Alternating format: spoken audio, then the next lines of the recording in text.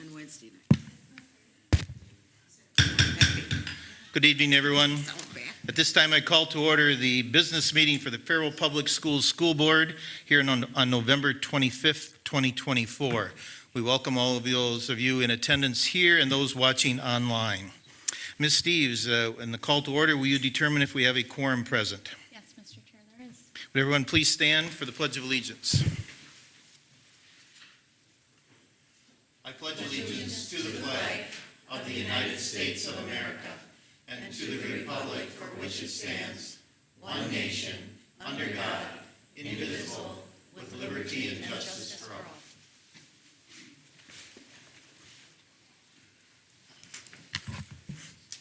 Thank you. Agenda item number 2, approval of the agenda. Do we have a motion for approval of the agenda? So moved. Thank you, Mr. Wolf. Do we have a second? Second. Thank you, Ms. Boudreau. Any discussion? Discussion. All in favor of that motion signify by saying aye. Aye. Opposed? Motion passes. Agenda item number 3, recognition, awards, and presentations. Tonight we have Faribault DECA presentation. Mr. Jared Kegler, our business and marketing teacher and DECA advisor. I'm going to turn it over to you. Okay. They're self-serving, right? Right, Mr. Kegler, and away they go. So welcome and thank you for presenting. So if you want to pass the microphone back and forth as you speak, we can go from there. So.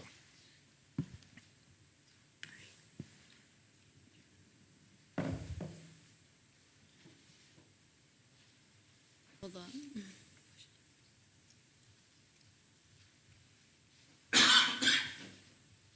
You figure that out? Okay, so we're Faribault DECA, and we're coming here to speak tonight. So I'm Jillian Huberty.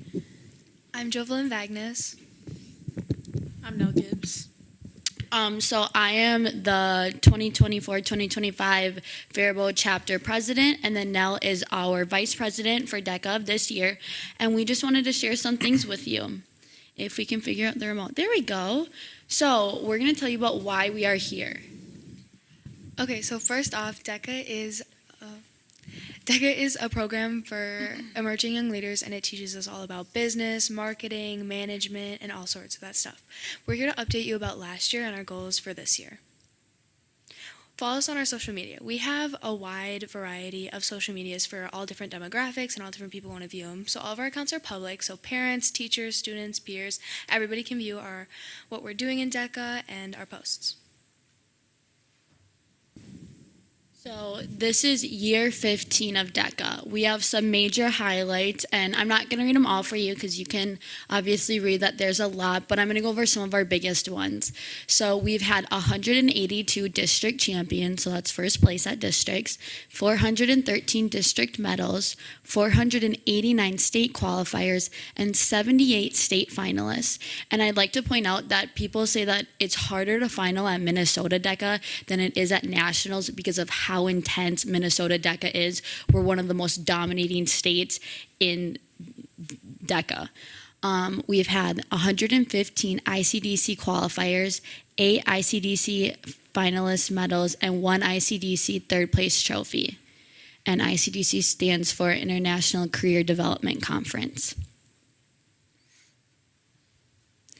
So for our 2023-2024 recap, which was last year, we had 40 students advance to the state competition with 12 district champions, 42 district medals, and 13 state finalists in 11 events, which is super impressive. Do you want to talk about the different events? For sure. So then some of the events that we finaled in at state are up above. Personally, me and one of our other officers finaled in a career development project, which was a super cool project last year.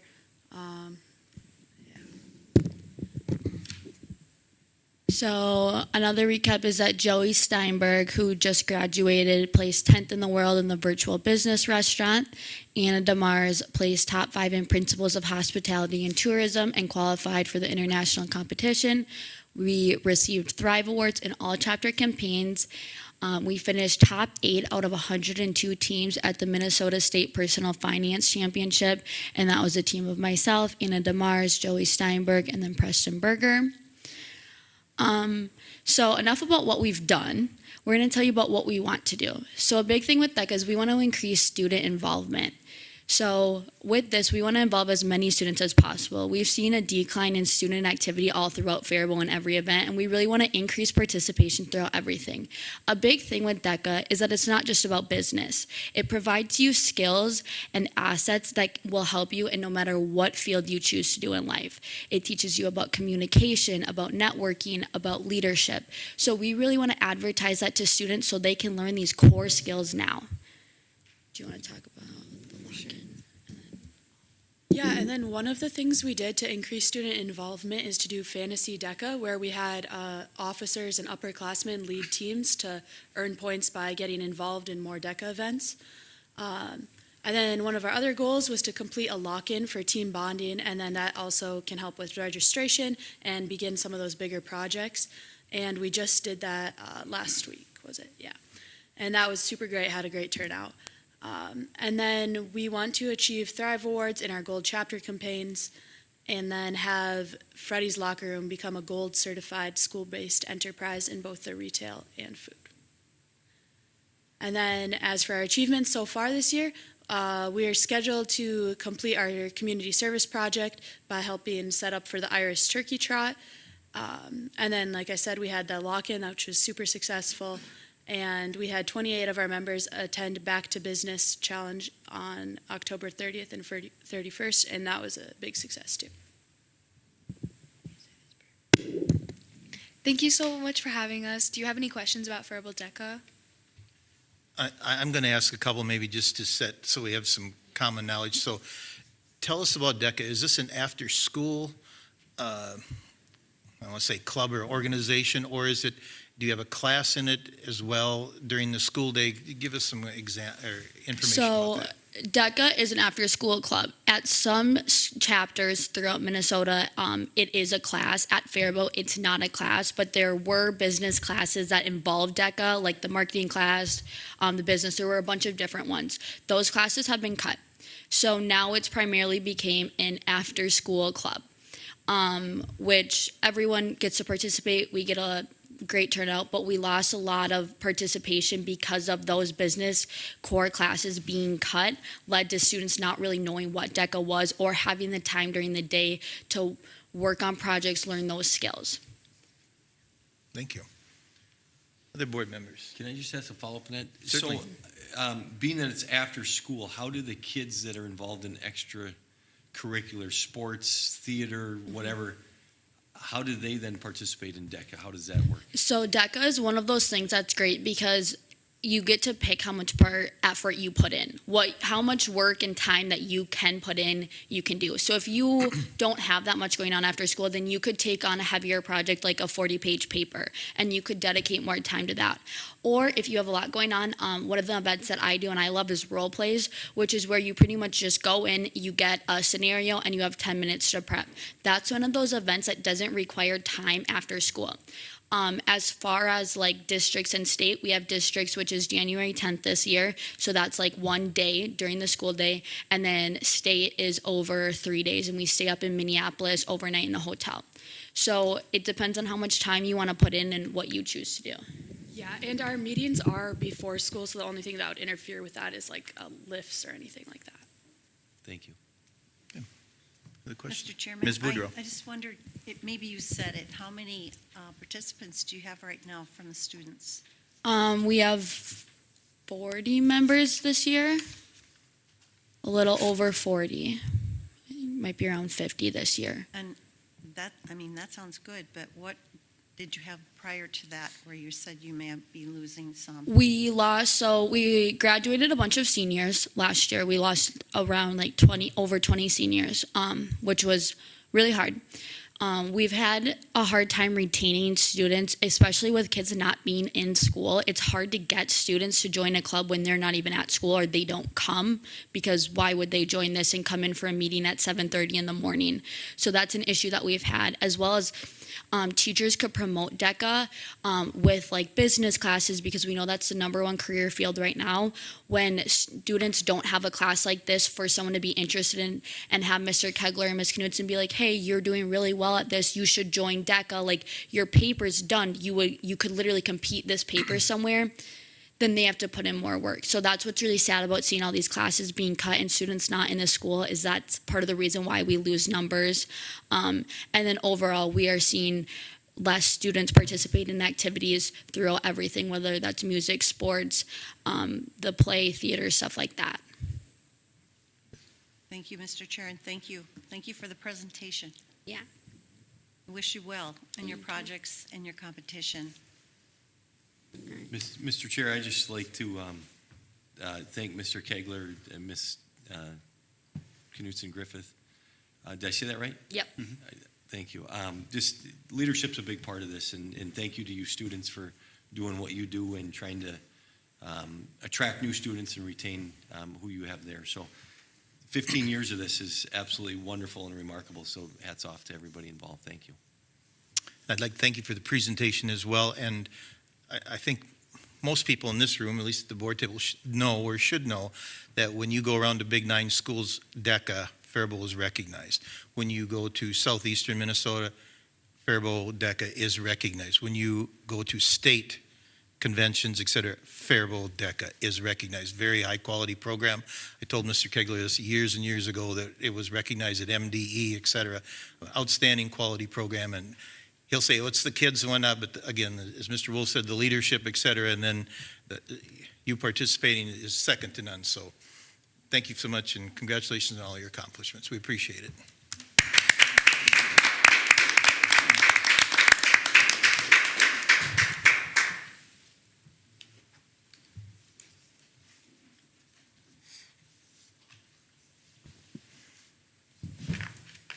We'll wait a little bit now as we move to agenda item number 4, items of information.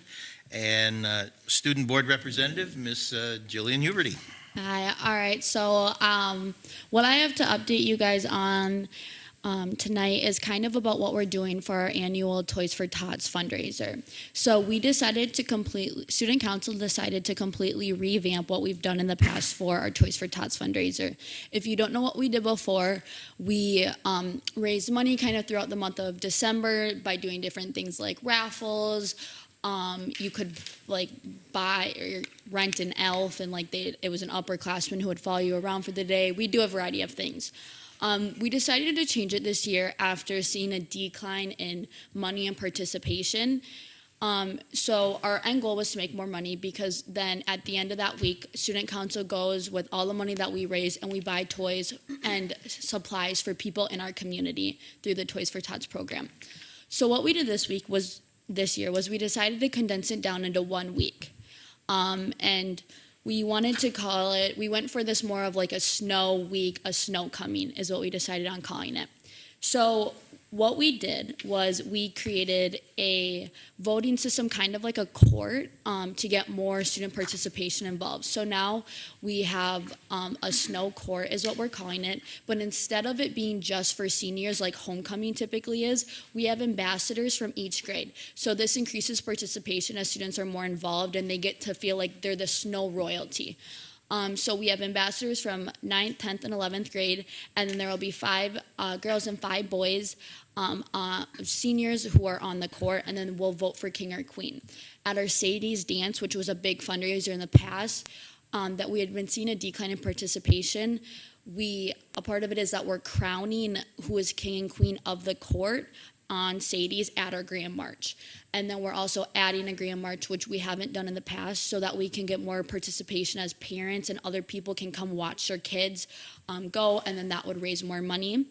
A really fun thing we're doing is donkey basketball. So we found this company who does donkey basketball. So they bring in donkeys, they like take care of everything, and it's students versus teachers. So students get to come and you ride the donkey and you like play basketball and shoot hoops on a donkey. It's on a Wednesday night. I think. I don't know about the date for sure. I'll check on that. But this was a really fun thing because we get people all over from the community involved. Like teachers, it's not just high school teachers, it's everyone. Also, who doesn't want to go watch their teacher ride a donkey and play basketball? That's kind of fun. So that's another thing that we're doing. And then we're just trying to really condense the week into 1 week to hype up as much student participation as possible, because at the end of the day, all the money we raise goes back towards our community. So that's kind of what we're doing for our snow coming. Excellent. So like real donkeys. Yeah, so they're real donkeys.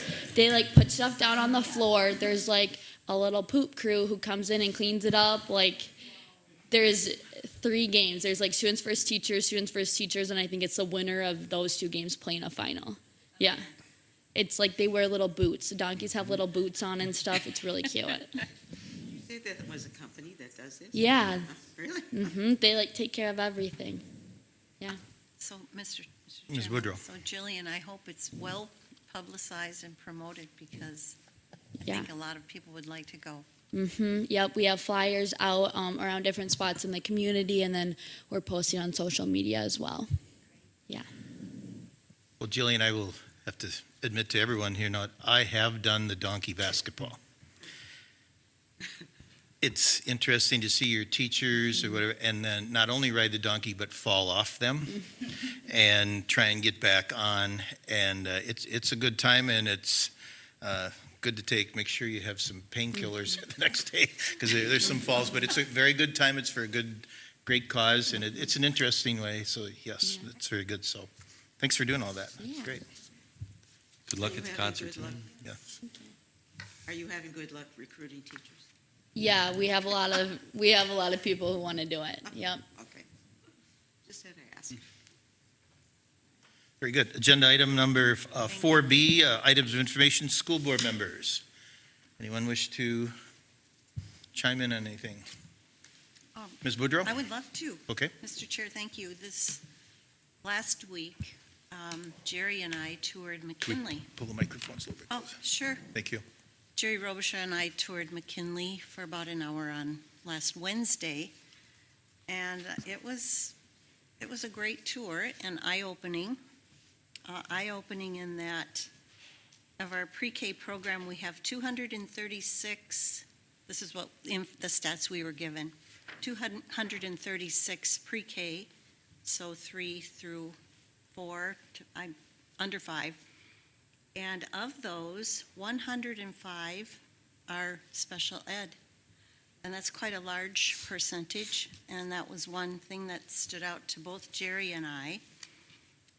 Also, another thing that stood out was really the consensus among the teachers, how they love their work, and as difficult as it is, and they're very focused on trying to get all of the pre-K into one building.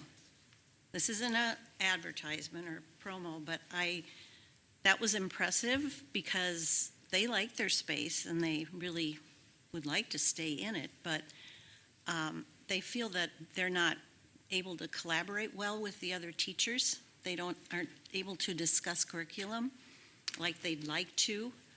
And their equipment, sometimes your equipment you get at garage sales and such, and your toys, and so it would be wonderful to combine the 3 schools that have these programs, and some say there's 4. So the consensus that I came up with, I tried to make notes, was the specialists. They really want all their specialists in one building. There's wasted time in travel, and those specialists aren't available always when they're needed. That takes some time to get there. There's flexibility in the use of staff when you're together. There's also room for program expansion, which we don't have right now. And that is one of our 3 goals, ready for pre-K, right? And so I just felt that this visit was very enlightening to me. I'd like to go to the other 2 schools as well to see their program, but just focusing on the pre-K and K. So I just wanted to share. I was very excited, and I don't know how Jerry was. He's more reserved, so he's probably excited too. So I'm grateful, and I learned something. So thank you. Good, thanks. Anyone else? Well, I'll chime in. Since our last meeting, I too have visited a couple of schools. I've been to Roosevelt and to Lincoln.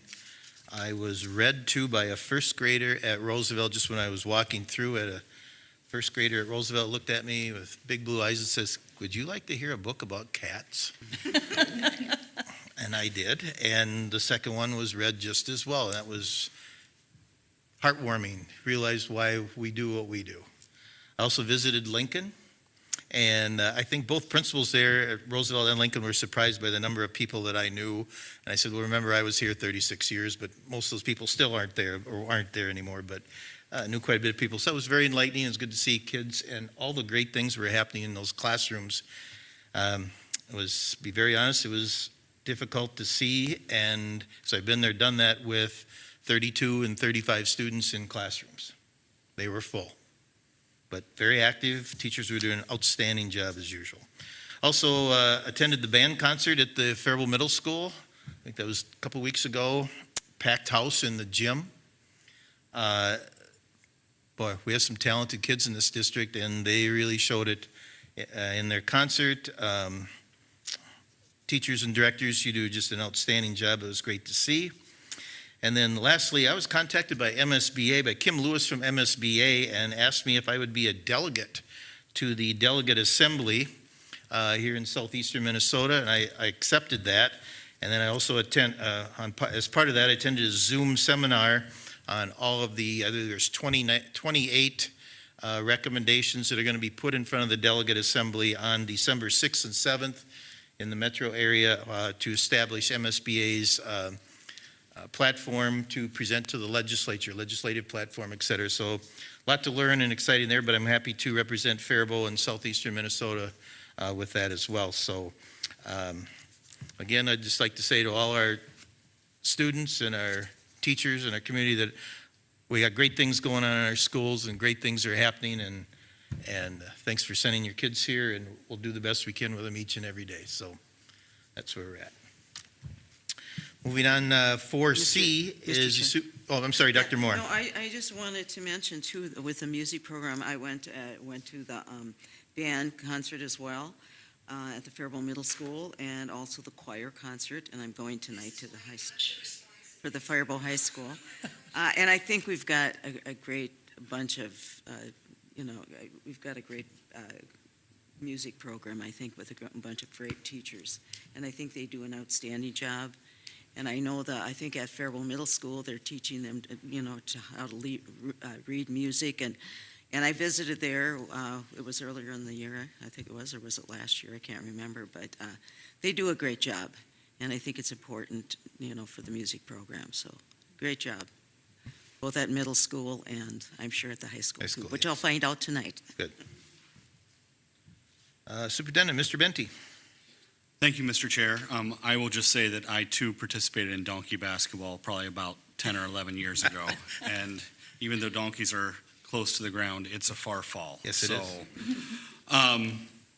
So a few of the highlights from the last month. Earlier this month, I got to serve lunch at Jefferson. I love it when I get the opportunity to not only visit the building, but also speak with our students. They weren't entirely sure if I was the best lunch server that they had. And I'm going to be visiting the other two elementaries here in the next couple weeks to serve lunch there as well. Our Faribault High School theater troupe just finished their play, The Somewhat True Tale of Robin Hood. It was a huge success. I also want to highlight that they took time out of their rehearsal one morning to clean up the high school parking lot a couple weeks ago. So shout out to them for that. I'm really proud of our staff members for the donations that they've made to support Dolly Parton's Imagination Library. This cause directly aligns with our district goals of getting children ready for kindergarten and helping us reach our Read Well by third grade goal. It is the only fundraiser that the district does as a whole, and we only run it through the month of November. Our goal this year is 413 students, which is our total number of pre-K and kindergarten students. So that's our goal for this year. So we've got about about 5 days left in that, I think. So our Lincoln SOAR students of the month got to play Minute to Win It games with the Faribault Fire Department. So if you remember, I think it was a month and a half ago, they got to play kickball with the police department. This time they got to play Minute to Win It with the fire department. And thank them for taking time to support our student successes with us. Our FFA members packed food for Feed My Starving Children this month. Their contributions will help feed 62 kids for an entire year. Students at the Faribault Area Learning Center recently took part in a mock election, practicing their right to vote and getting hands-on experience with the democratic process. Preschool classes at Jefferson had visits from the Faribault Fire Department as well, the ambulance service, and the Faribault Police Department, and they learned about community helpers. It's great to see preschoolers connect their classroom learning to real community members. Back to our ALC students, they visited the University of Minnesota's Bell Museum. They got to explore the museum and expand their knowledge. Faribault Transportation, one of our amazing community businesses that we work with, awards what are referred to as golden tickets to students who are safe and responsible bus riders. This month we had students at McKinley, Lincoln, Jefferson, and Roosevelt all receive golden tickets.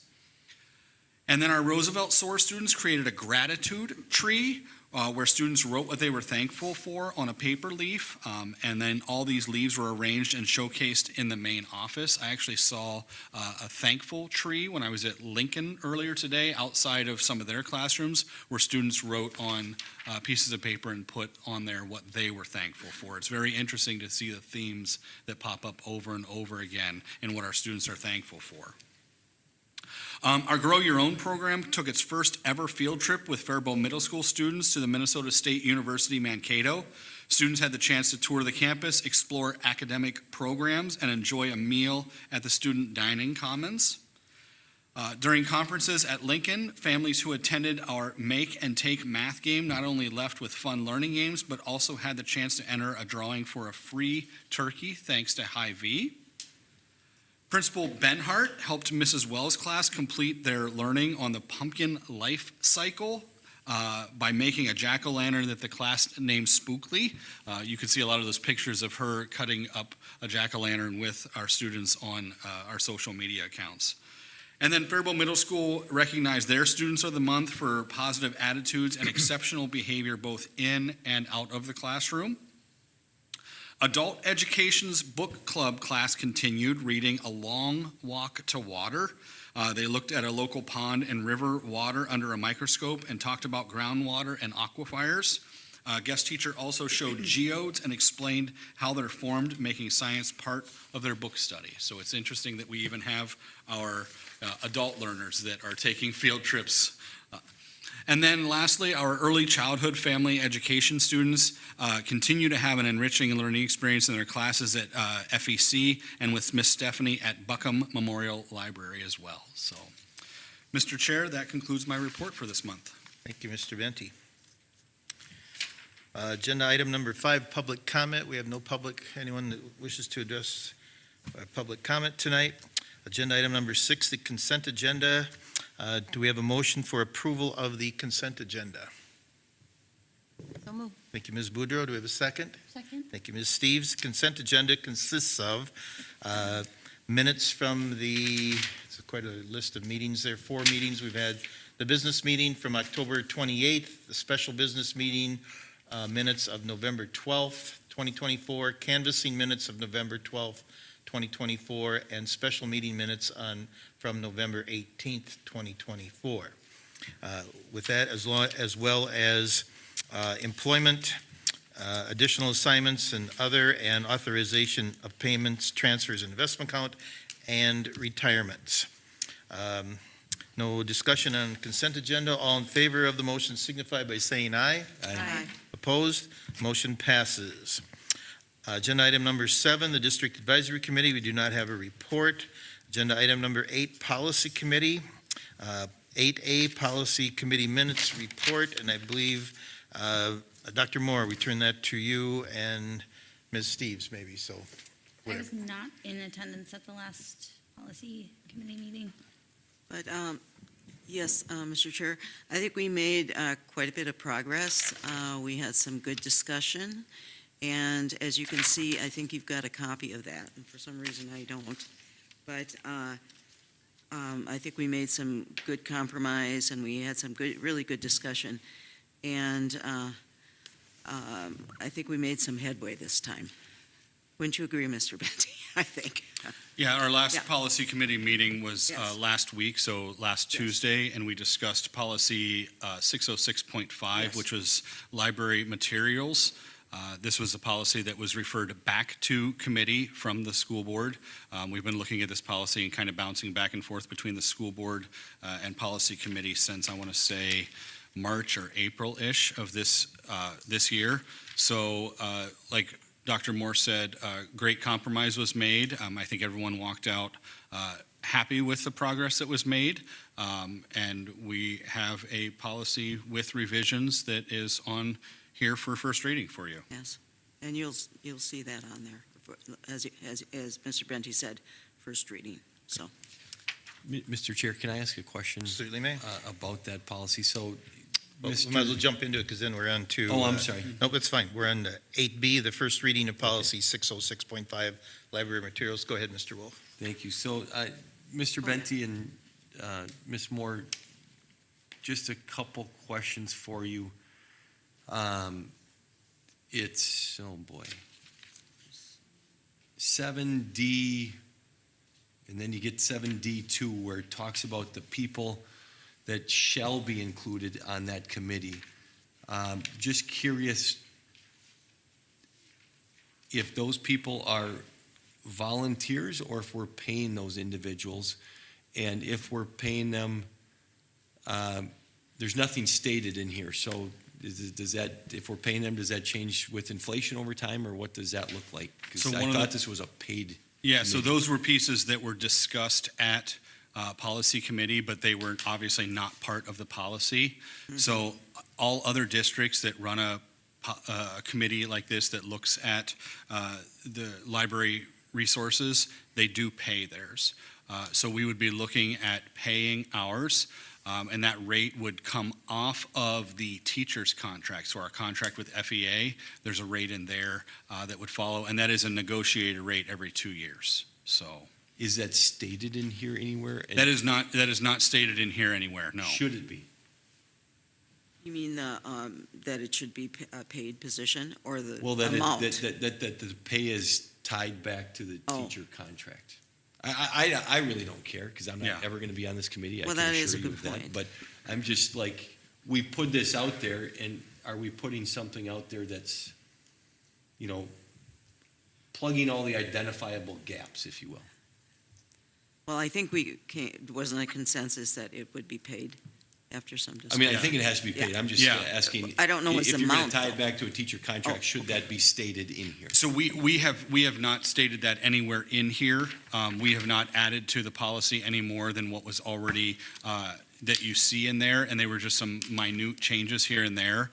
My understanding is that that is an understanding through FEA in our contract with them, that if we have them do something, we would have to either label it as a paid committee or label it as strictly volunteer. Our concern when we discussed this in policy committee was the participation that we would receive if it is volunteer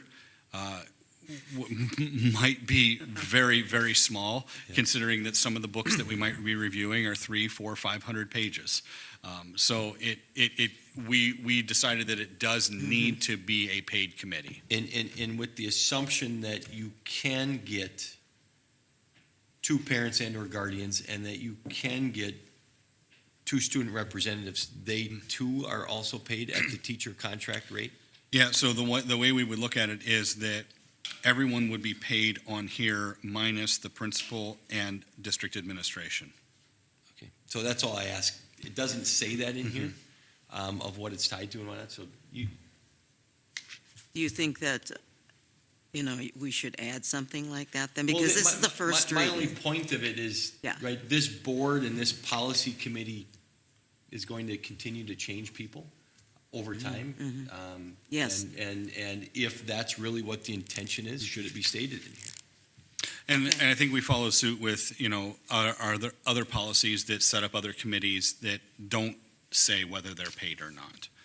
So I would just caution that if we do it for this one, then we'll probably need to look at many of our other policies that set up committees and make that decision on those as well.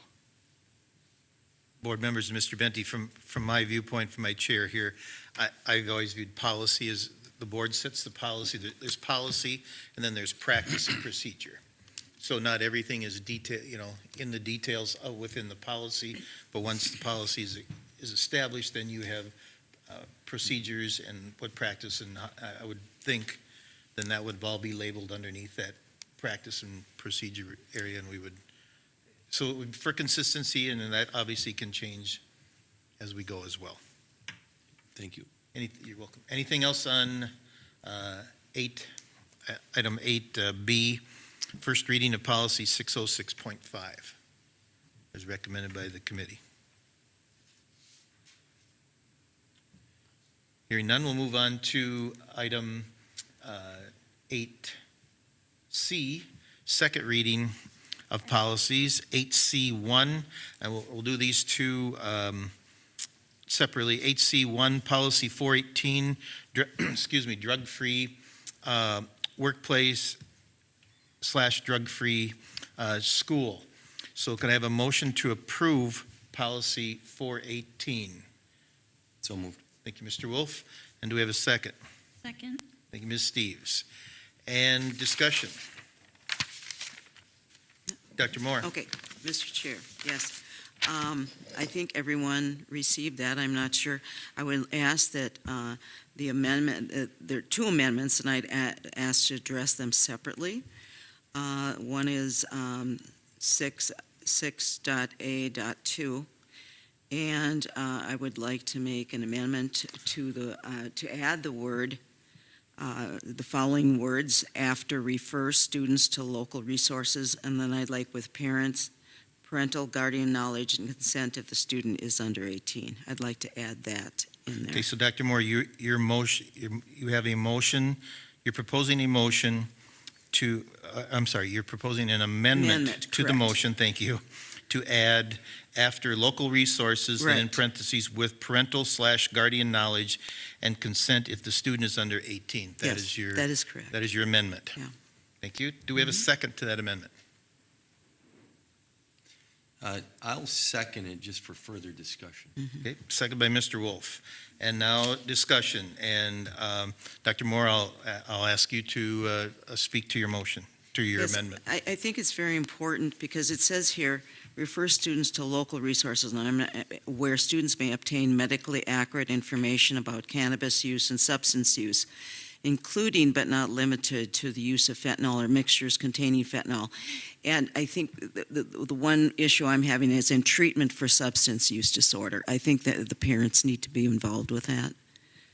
And so because of the last part and treatment for a substance use disorder, I think if they're talking about treatments, I think they need to involve the parents as well. And that's my position.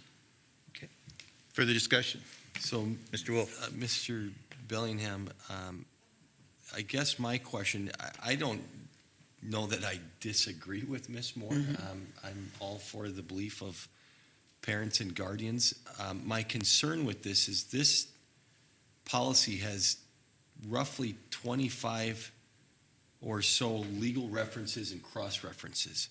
And in this item 6A that Ms. Moore references, it states the program must include instruction on the topics listed in Minnesota Statute Section 120B.215 Subdivision 1 and must. So my concern and my question is, are we changing something by, I don't care what word we add or don't add, are we changing something? And so my question would be to Superintendent Benty, have we checked with council on, does this change anything from a liability standpoint? And so I would prefer that Superintendent Benty and or the policy committee chime in. So we have not. We received this amendment yesterday, so we have not had time to follow up with our attorneys. I do have the same concern. It sounds like it should be completely understandable, but there are sometimes state laws around what parents can and cannot know at different ages. I know 14 is an age, 16 is an age, and then obviously 18. So if the board is considering this, what I would ask is, once again, that it gives me time to reach out to our attorneys to just say, make sure that we are not violating any state laws around this. Mr. Chair? Dr. Moore? Yeah, I'm just concerned that parental rights are being slowly, incrementally taken away, and that's my big position, I guess. And I want to make sure that the parents' parental rights are upheld, and I think it's important. And especially in this state, I think parental rights they may be starting to limit parental rights, and I think it's important that we stand up for the parents. Thank you.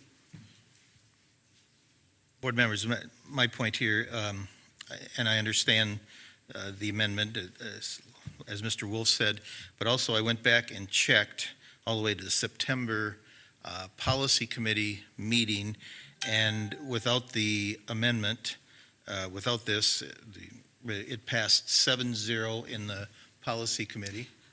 It passed, it went through our first reading in October. No mention of Mr. Chair? excuse me, no mention of a amendment or with that. And now on a Sunday afternoon, a day before, we're going to have time to check with legal today, come with this amendment. I fully understand that a board member may offer an amendment to a motion or put this in at any time. So again, we had that's my issue. One of my concerns, my other concern is, as Mr. Wolf said, we have numerous statutes, and at the end, end of our policy here, are we going to undermine or have not be in agreement with one of those? It's very Mr. Chair? could be that. Dr. Moore. Yes, I looked back, I think it was in the October meeting, and it was a revision, so I don't think this was part of the revision. Okay. So that's why we only address in the policy committee, it was in October, we only address revisions, so that's why I didn't bring it up. Because if I do bring it up, it's a revision and I can't bring it up, so just the way it goes, so. Any further discussion? No, that's it. The discussion?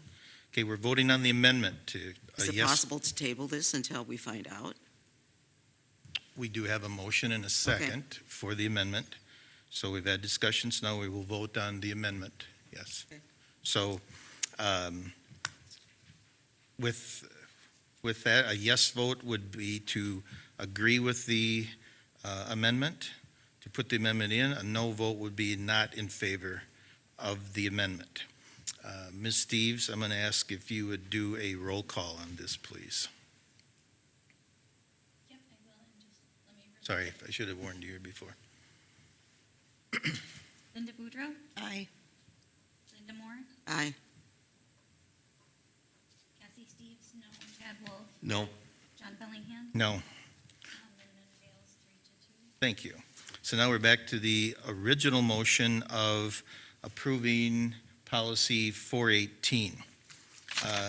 Dr. So- Moore, you wish to do a second amendment on, I believe it's in section 7A2. Yes. So go And ahead. it's You like to make basically your- the same argument, so. Okay, so in this one, I hate to paraphrase the motion for you, but you're moving to amend this article on 7A2 after where it says students may be referred, and then the same phrase, with parental/guardian knowledge and consent if the student is under 18.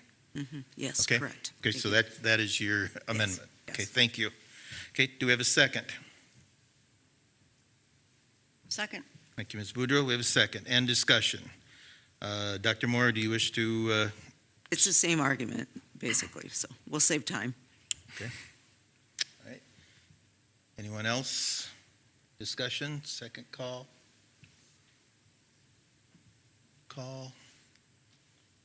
No? Hearing none. Ms. Steves, would you do a roll call, please? Can you just verify what So a yes vote would mean you're in favor of the Second. the amendment as proposed by Dr. Moore here. A no vote where you're not in favor of the amendment. Linda Boudreau, Aye. Linda Moore, Aye. Kathy Steves, no, Chad Wolf, No. John Dillingham. No. Fails 3-2. Thank you. Now we're back to the original motion of approving policy 418, drug-free workplace / drug-free school. Last call for discussion on this. Mr. Wolf. Mr. Chair, I have no problem if, not that I want to waste a lot of money, waste is maybe the wrong word, might be a little too strong, spend a lot of money or some money on attorney fees to review these. I fully concur with what Ms. Moore says. My concern is I don't want to start changing something that potentially opens us up to some type of liability because we change something that has all these legal references in there. So I have no issues if Superintendent Benty or the policy committee relook at this and check with legal counsel, and if parents and guardians should be added, I will fully support it at that time if that's the case. But until then, I just don't want to do that based on legal references and cross-references. I would agree with Mr. Wolf. So with that, are we suggesting to send it back to the committee? I can live with that. There's a motion on the floor, so I don't know if we need to. Well, you could, it's a subsidiary motion, so you could make a motion to refer to committee, back to the committee for legal advice. I'll gladly refer Okay. policy 418 back to the committee for legal advice. Okay, so you Second. move to refer to committee, and Ms. Boudreau seconds it. Discussion? Mr. Wolf, I think you pretty well stated your preference there, correct? Yeah. Okay. Yep. Ms. Steves, anyone else there? Any further discussion? Okay, so all in favor of referring the policy 418 back to the committee, looking at that amendment or that language, consulting legal, signify by saying aye. Aye. Aye. Opposed?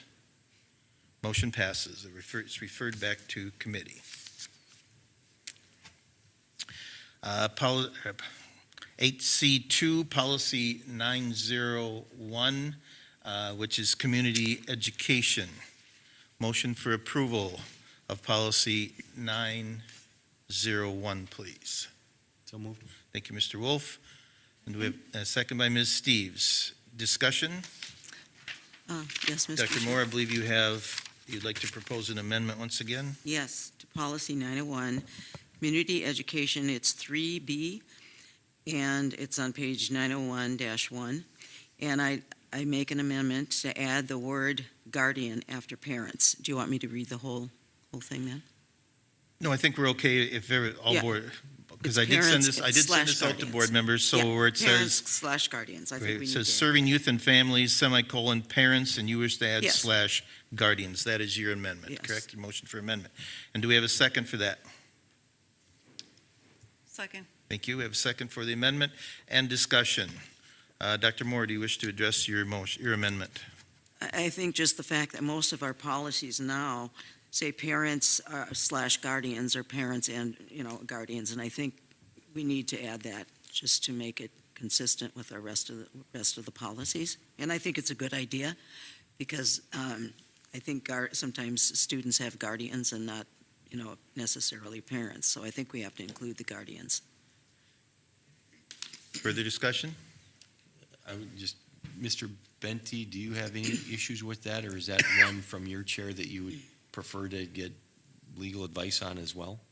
I don't believe this would change the meaning of this in any way. So we're not up against any statute or any legal reference. So I think we're fine adding guardians behind the parents piece on this one. I think so. Further discussion? Okay, so we have an amendment that we are going to vote on, which adds guardians after parents on page 901-1. All in favor of that motion for the amendment signify by saying aye. Aye. Opposed? The motion passes. Now, the policy will read, now reads for approval, policy 901. It is the same, except we've now added we had guardians, added / guardians after parents Yes. on that. And we do have a motion and a second for approval. So we have any further discussion? Further discussion? Further discussion? All in favor of the motion signify by saying aye. Aye. Opposed? The motion passes. Thank you. Mr. Chair, was that 5-0? It is 5-0. Okay, That is thank correct. Yes. Move on to, switch paperwork here.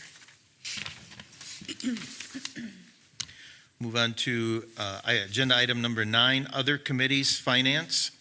9A is the October Finance Committee minutes. Once again, each month I read them off or just do the highlights of the Finance Committee. Mr. Wolf and Ms. Boudreau are also part of the Finance Committee, so in case they have anything to add, but each board meeting, since we had a Finance Committee a week ago today on November 18th, and I did read the Finance Committee minutes for October 21st, but it does say October 21st here, but I'll just go over the October 21st once again. I'll give you some highlights, what came out of the November 18th one as well. Again, from October 21st, the Finance Committee approved the Faribault High School Ag Department field trip. The board also approved that. We tabled the North Alexander Park Facilities Cooperative Agreement till we get some more information and data about that. Our September student counts, we're in September, we were up 15 students from what we had projected.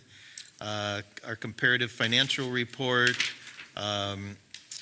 Ms. Ressler is, and I hope is it Ressler? Did I pronounce that correct? Raisler, sorry, I'm so sorry, Raisler, I got to get that.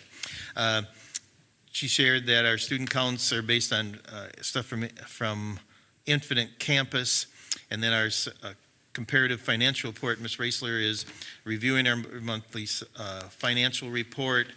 In October, our self-insurance fund is positive, just under $100,000. There, also from the September minutes, which were approved, the September investment report, our cash and investments were down about $1 million from August to September, mainly due to the expenses at the HVAC projects at the various sites. That was October. I'll just give you some brief highlights from the November 18th Finance Committee meeting. These minutes have not been approved. We did approve the Jefferson and McKinley HVAC bids, which the board did also that same evening as well. The September and October student counts. Once again, Ms. Raisler shared our student counts in October. Projections came out higher than we anticipated, but ADM, or average daily membership, is what drives our revenue, and our counts are a little unstable at this time with actually our average daily membership. Our September comparative financial report, it was a picture of what our HVAC and utilities look like month over month, year over year. No real surprises. We didn't have any snow removal yet, so we're good there. So that was good to see. It was also pointed out that One Digital manages our self-insurance. And once again, in our insurance committee and through the finance committee as well, we have determined that we have a healthy fund balance within that. And although our claims are a little higher this year compared to last year, but we're still sitting in a pretty good position with our self-insurance fund. Our September investment report, cash standings are down, but this is natural due to the timing when invoices are being paid versus revenue coming in. Some discussion about the district's portfolio balance that she is working on as well.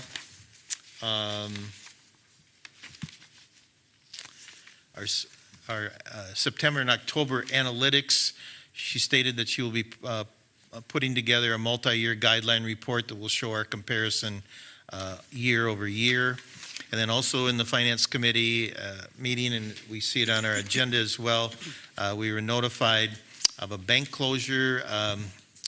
One of Faribault Public Schools banks, a CCF Bank, is closing their Faribault branch office in February of 2025.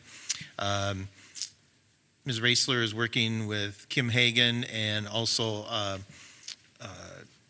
at Ehlers to come up with a RFP on the vice of the committee to go out for bids to provide collateral for our large cash balances. Probably people on the committee generally had consensus that there were any specific requirements, but it's in our best interest to have a local branch as our bank, as our bank over there. So that's what I have. I don't know if Barbie, you wish to add anything, or Ms. Boudreau or Mr. Wolf, you wish to add anything with that brief overview and go from there. So, yes. Mr. Chair? Dr. Moore. May I ask a question? Thank you. On the comparative financial report, I just noticed the expenditures, it said, I think it's under medical claim, it's on, I'm not sure what page it's on here, but in 2024, October, well, it was in 2023, administrative fees were $30,374.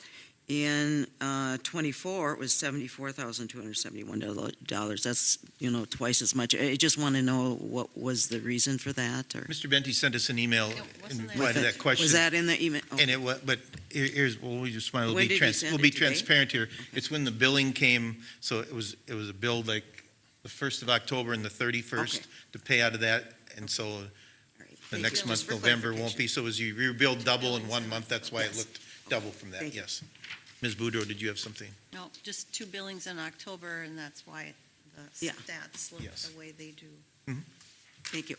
Anything else there? All right. Move on to agenda item number 10. Other matters, 10A, gifts and donations, resolution 25-11. Could I have a motion to for approval of resolution 25-11, accepting gifts and donations? So moved. Thank you, Ms. Steves. Do we have a second? Second. Thank you, Ms. Boudreau. I'll read the gifts and donations list this month. Here, the donations to the Nest. Pam Chapman donated 6 bags of clothing. Colleen Johnson donated Falcon gear. The St. Vincent de Paul Society donated 2 large boxes of glue sticks, folders, binders, and Post-it notes. The Nibby, I hope I pronounced that correct, Family Charitable Foundation donated $3,000 to the Faribault Middle School for PBIS. And the Faribault Booster Club donated $31,700 to Faribault High School for the Faribault High School corner sign. Discussion. Mr. Chair? Dr. Moore. Yes, I was looking at that, and I think it's, first of all, I'd like to thank the Nib family for their generosity. It is appreciated. However, before I approve this donation, I'd like to know a little bit more about PBIS. I know it is Positive Behavior Intervention Supports. Like what was the when was this program added, PBIS? Mr. Benty. Okay, thank you, Mr. Chair. So PBIS has been in our elementary schools for probably about 8 to 10 years now. It is a program that is supported by the state.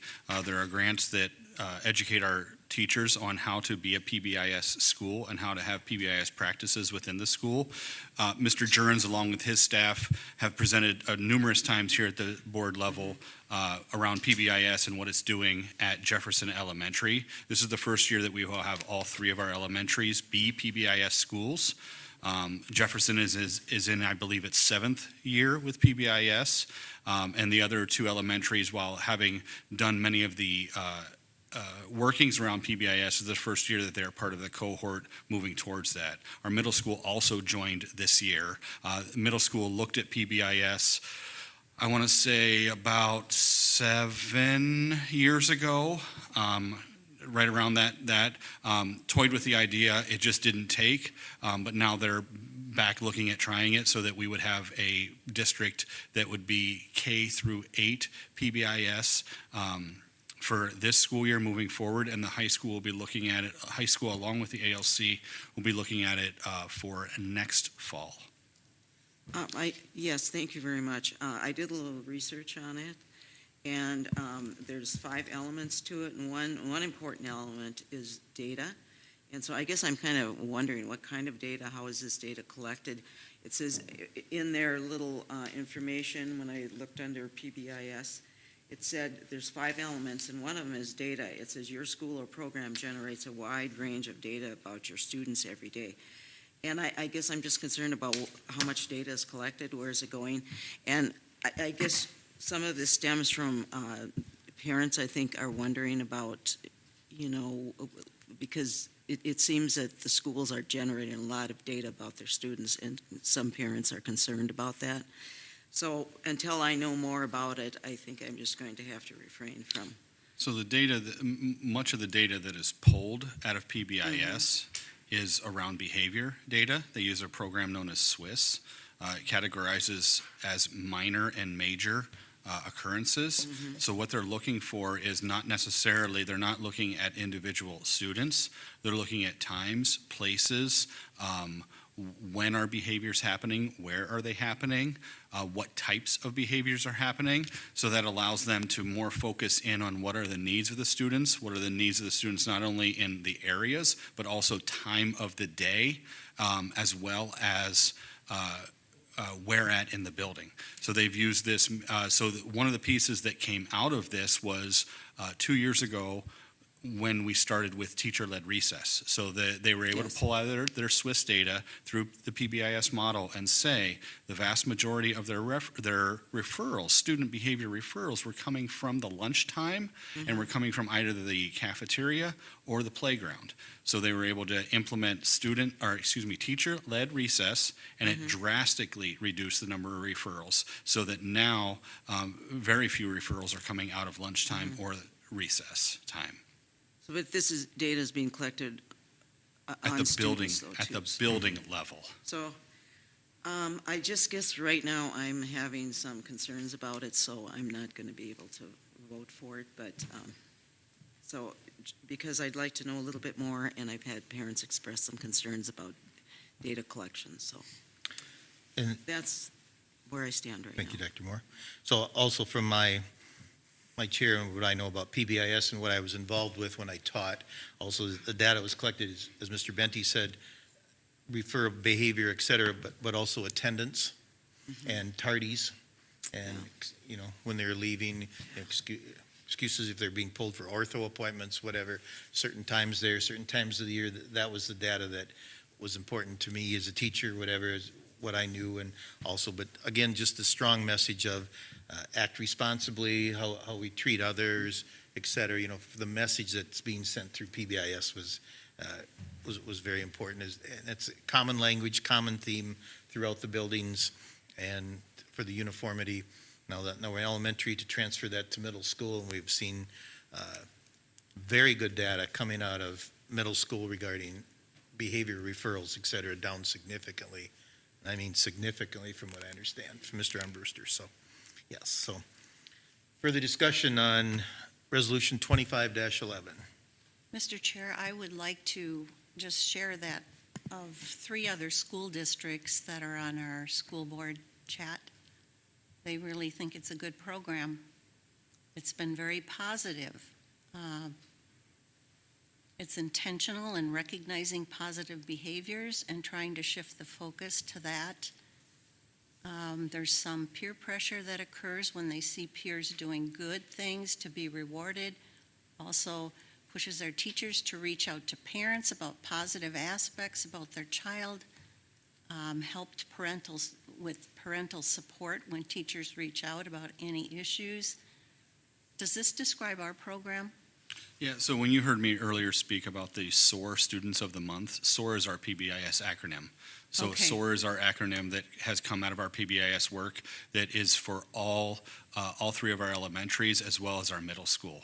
What it has done is helped align all of the buildings and the expectations for our students so that it doesn't matter which school they're going to within our district. When they move from an elementary school to our middle school, the expectations stay the same as well as to our high school then. And if I could just add, others, that was Big Lake.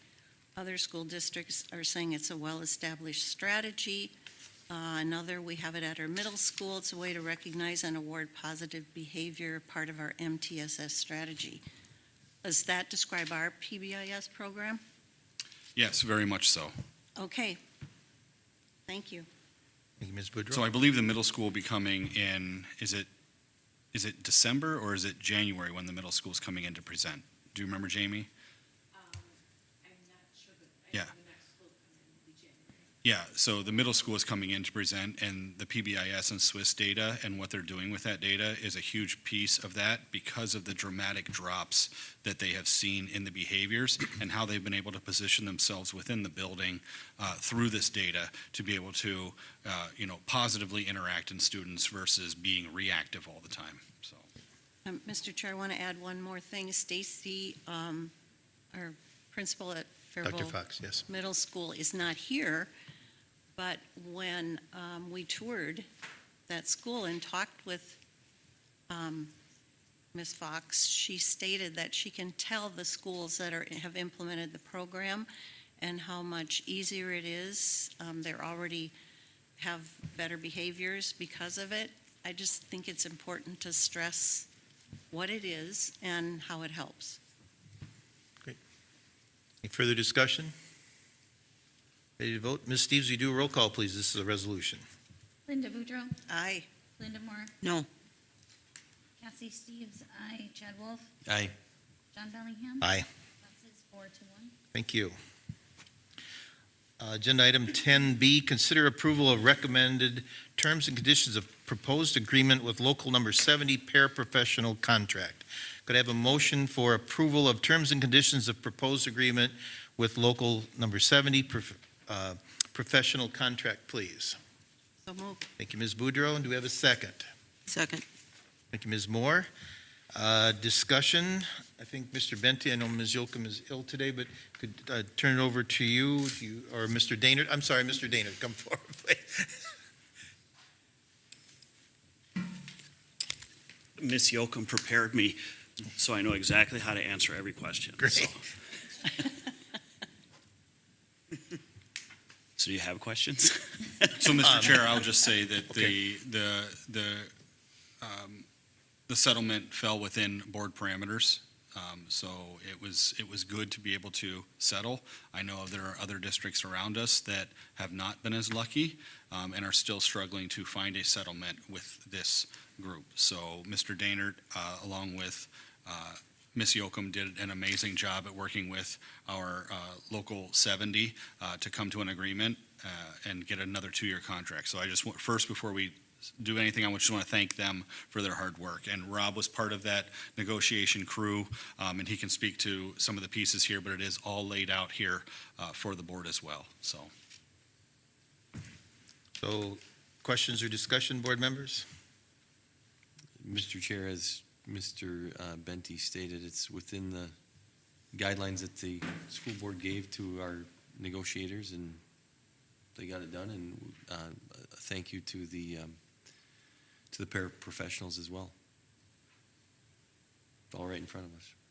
Very good. Further discussion? No questions? We'd have to have Mr. Daynard come all the way up front here and not have a question for him, but seeing that, none. Okay, I guess we're ready to vote. All in favor of the motion signify by saying aye. Aye. Opposed? Motion passes 5-0. Thank you, Mr. Daynard. Sorry. Pretty easy. Yeah, agenda item number 10, C, reorganization discussion. So, Mr. Benti and myself put this on the agenda here just in case there was any further points brought up. Just a reminder, everyone, the There was a motion which passed to postpone the agenda item until the January 6th meeting, January 6th, 2025 meeting, but we thought we would put it on in case there's any further questions or discussion amongst the board. Mr. Chair, I don't have any, but I do want to just thank people for continuing to reach out and share their thoughts and concerns and with us. Everybody's got a little different take on it, and it's good to understand different perspectives. So just a thank you to all those people reaching out. I would agree. I answer them all, so best I can, not hopefully in a very timely manner, but it's pretty generic, whatever, so yes. Mr. Chair? Yes. I guess I'm just of the belief that we do have, that we do have room at Roosevelt. It is a large school for, so we could put pre-K to grade in the 3 elementary schools. So I'm still of that opinion, but, because I do think there's room at Roosevelt. Further discussion? Okay, hearing none, we'll move on to agenda item number 11, dates to remember. December 2nd, 2024, 7:30 a.m., the Finance Committee. I'm going to add one that's not on there, but December 2nd, 2024 is a business meeting at 5:30 p.m., followed by Truth and Taxation meeting at 6 o'clock p.m. That's 1 week from today. There, December 2nd. December 3rd, 2024, 3:45 is Policy Committee. December 19th, 2024 at 5:30 p.m. is a special meeting to review the audit. Go over the auditors, and Ms. Raisler will be here to present that with us. And then January 6th, 2025 will be the organizational board meeting and business meeting. So that's what I have for dates there.